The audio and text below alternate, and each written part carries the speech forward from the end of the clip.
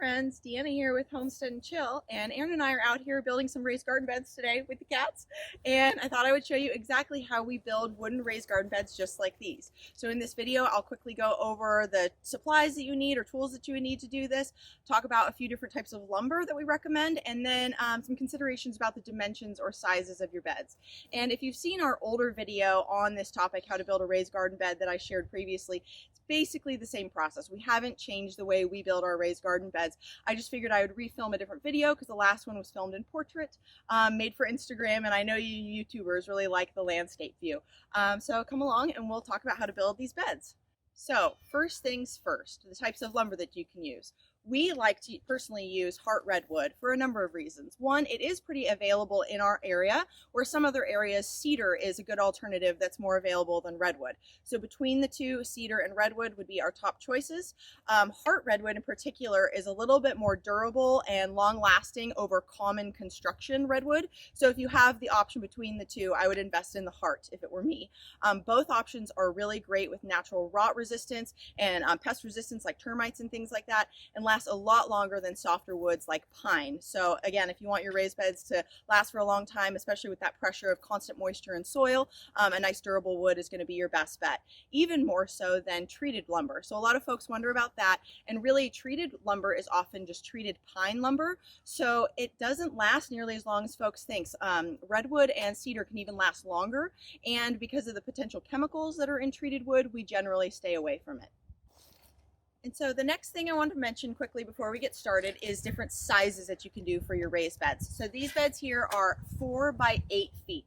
And the reason we choose that is it's a good, nice, sizable bed where we can fit a lot of veggies and things in there. We have plenty of space to work with here in this garden, so we don't have any other size constraints that we're working against.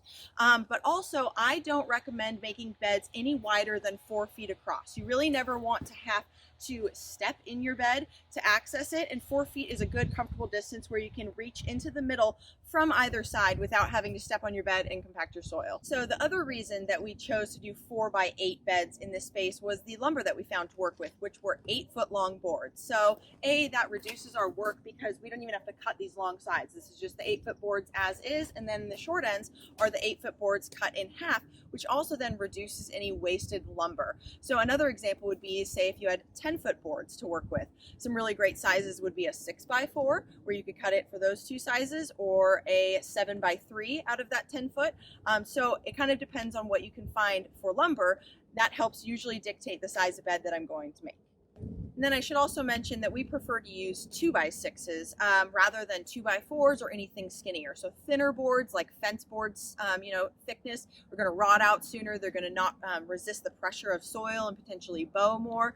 And then I like the 6-inch sections. Even if you could get 12-inch, that'd be great. I can never usually find those, but that means you have to use less lumber when you're trying to stack them nice and high. So that's my next point, is different depths. So these are 3 2x6s stacked high, which would make them, you would think 18 inches because 3 times 6, but actually the 2x6s are truly only 5.5 inches tall, so it's 16.5 inches tall. We really like this height because it's good, ergonomically, it's a comfortable height to work with, but it's not overkill. We did used to build some beds a little higher at almost 2 feet. That's especially when we were trying to chicken proof them, because it was a nice height above our chickens' heads to easily access them.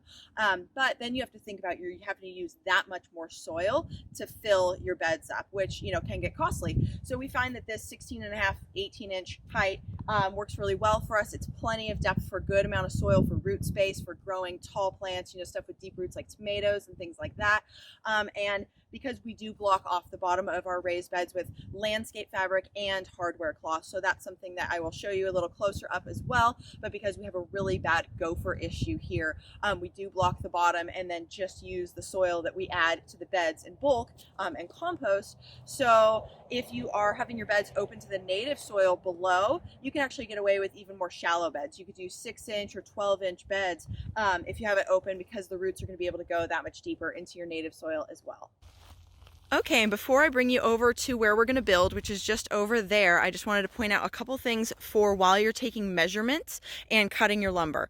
Remember, one little tip here is that you are going to, whichever end you kind of sandwich in here, so this is our shorter end is sandwiched into the bottom, we end up gaining a little bit of distance, right? This is 1.5 inches here and 1.5 inches here. So if you're working with a really tight space and you want your garden beds to be very precise in their distance, just keep that in mind that you're going to gain a total of 3 inches. So if I wanted this bed to be a true 4 feet wide, I would actually cut this 3 inches shorter than 4 feet to get it to be that 4 feet wide, which is actually what we did. We cut these guys at 45 inches and now the bed is a true 4 feet. The other thing is, because again 2x6s or 2x4s are kind of funny and they're true measurements, is when you're cutting your corner pieces. So these are also redwood corner pieces here. They're 4x4s, so that's one of the materials that you're going to need to add to your supply list. And if I would have cut that at 18 inches, thinking that these are 3 6-inch boards, it would have stuck up too high. So when you cut that, remember that these aren't a true 6 inches or whatever the size of your lumber. Just go ahead and measure your height, and then we cut it at that height or just even a little bit below so that our corner pieces are the correct size for what we need. All right, so supplies needed. We need your lumber, including your 4x4 corners that we'll use to hold everything together. And then for screws, we really like to use decking screws because then we actually don't even have to pre-drill holes, which just makes it that much quicker and easier. So we just use these guys, nice 3-inch length, which is going to be nice and long enough to go through, your wood and into the 4x4 corner. So use these. You want your measuring tape, if you need a saw to make any cuts. And then the other thing is, if you have any length longer than 6 feet about, I suggest putting in a middle brace like this. And I'll show you that as we go, but this is just a galvanized steel mending brace, or a mending plate, they call them. And that's just going to help keep those far boards nice and tight and nice and flush. Sometimes they can bow one way or another, and because this is the longest side, it's going to have the most pressure on it with that damp, heavy soil with time. So again, just keep everything nice and flush on those long ends. So we're all set up here in our little orchard patio area, and we like to work on a nice flat surface. And personally, we like to build the short ends of the raised bed first. You can see the stack of beds back there that we've already built. They're going to be slowly moving over into that garden space there. But yeah, so what we did is we like to lay out stuff just flat on the ground. If you want to go ahead and lay your boards out in a rectangle the way the bed would be and then drill in from the side, you can do that. We found stuff kind of shifts and then we're just bending down even that much more. So you'll see as we go, the way we do it, we get to be standing a lot more, and as we get older, we appreciate that. So we set these guys up on the ground first with the 2 4x4s spaced evenly, so we get the measuring tape out once we get them flush with the ends of the short ends of the bed, to make sure that everything is nice and square. So as you can see, these are just sitting right on the 4x4s and nice and pretty much perfectly flush when I feel it with each side. And then all we're gonna do is drive our screws right into here, down into the 4x4 on each of these boards, that are all, again, nice and tight and even, and same thing on this end.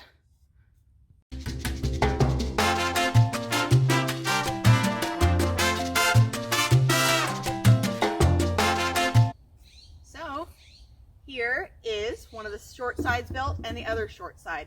Now here's kind of the neat part, is that we can go ahead and set these guys up about 8 feet apart. We might have to move this a little bit, we'll see. But then go ahead and just set the long boards right on top of here and then attach them in the same way right to the corner 4x4.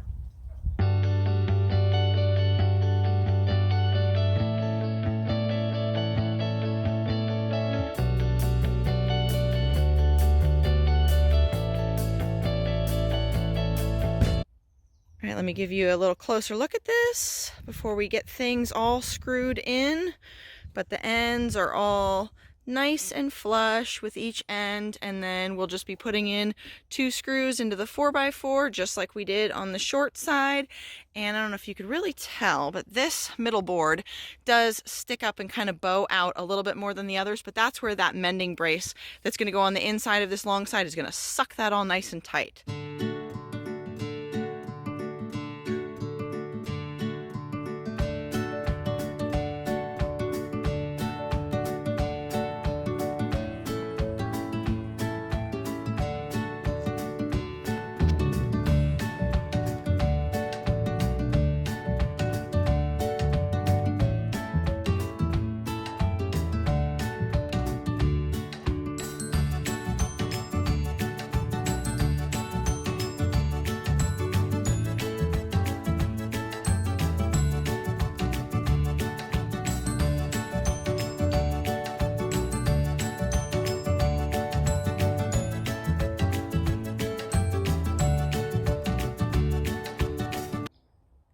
And so that is how we build raised garden beds. So hopefully you can see it's a pretty quick and easy process, especially once you kind of get the hang of it and do a couple yourself.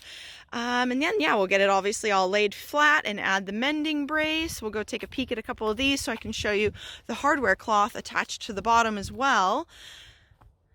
So that was another reason we wanted our beds to be exactly 4 feet wide, is because you can buy hardware cloth for gopher proofing again in 4-foot lengths or 3-foot lengths. So this is kind of a pain in the butt to cut. You have to use like good aviation snips, like nice metal snips. So to reduce the amount that we had to cut, we made the beds at exactly 4-foot distance so we could just roll it out and attach it on. So we use a combination of some wide head cabinet screws that have this nice fat head that will kind of pinch the hardware cloth to the raised bed in a few spots, and then just use a regular staple gun with some galvanized staples in between, and then it's all nice and stuck on there.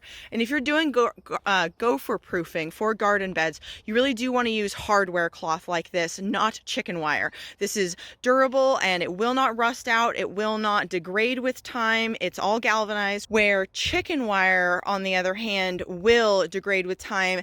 The holes are larger, things can get through it, and gophers can even chew through it. So this is the most long-lasting gopher protection, and that would apply to voles and moles or other digging pests. All right, and so here's 2 of the raised beds in place waiting to be filled. I do have an article all about how we fill raised garden beds, but we mostly use bulk, locally sourced organic compost and soil mixed together for these beds. I wanted to mention too spacing really quick, since some new gardeners have questions about that. So we like to ensure we have enough space to bring wheelbarrows between all of our garden beds, and so that is usually a minimum of about 3 feet. We've spaced them even as close as 2.5 in our old garden, where we were working with a little bit more limited space, so we spaced them closer. These are about 45 inches apart right now, so under 4 feet, but a little over 3 feet. I just wanted a little added space, especially when certain plants, you know, like big old bushy squash and stuff really start spilling out in the summer. The pathways can get pretty narrow. So I like a minimum or around 3 feet. And then the other thing you might be wondering, if you're seeing this pipe sticking out over here, is we're gonna be working on putting in an irrigation system where we can have drip irrigation individually controlled to each raised bed. And so that'll be coming soon. I'll do a blog article, probably even a video about it. So once I do that, I'll add a link to that as well. But essentially we're going to have, you know, some irrigation pipe coming to the outside of all these beds and then come up inside the beds. We just have it kind of capped for now. But then it'll convert to drip and then have a nice little manifold and some drip tape, drip lines across each of these beds. So I'm really excited to get this whole system automated. All right, check it out. It has been about a month since that last video. We've clearly been busy. We finished building the rest of the raised beds, got them all in place and filled. And then one thing I wanted to mention too is that we did take a couple steps that we didn't normally used to do for our raised beds to help make these last as long as physically possible.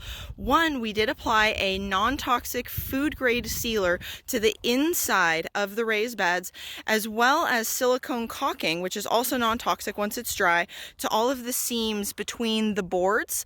on the inside as well, and in between the corners. Both of those steps are going to help reduce rot and just further kind of waterproof the inside of those beds to extend their lives. So I did write a blog article with 7 different ways to extend the life of your raised beds, which goes over the details for all of that. So I will add a link to that article in the caption below here in this video, as well as links to other resources that might help you out. Again, how we fill these raised beds, and then I have a written blog article with all of the steps that we went over in this video to build raised beds, if you prefer written form with photos and things like that. And yeah, then I'll link any supplies that we used and anything else that you might find helpful. So check out the caption below.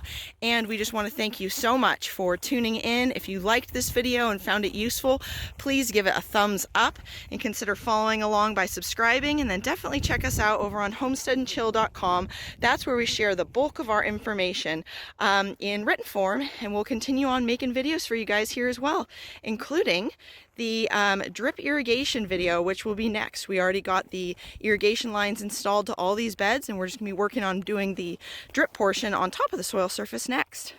So thanks again for watching, and I hope you have a beautiful day and have fun building the garden of your dreams.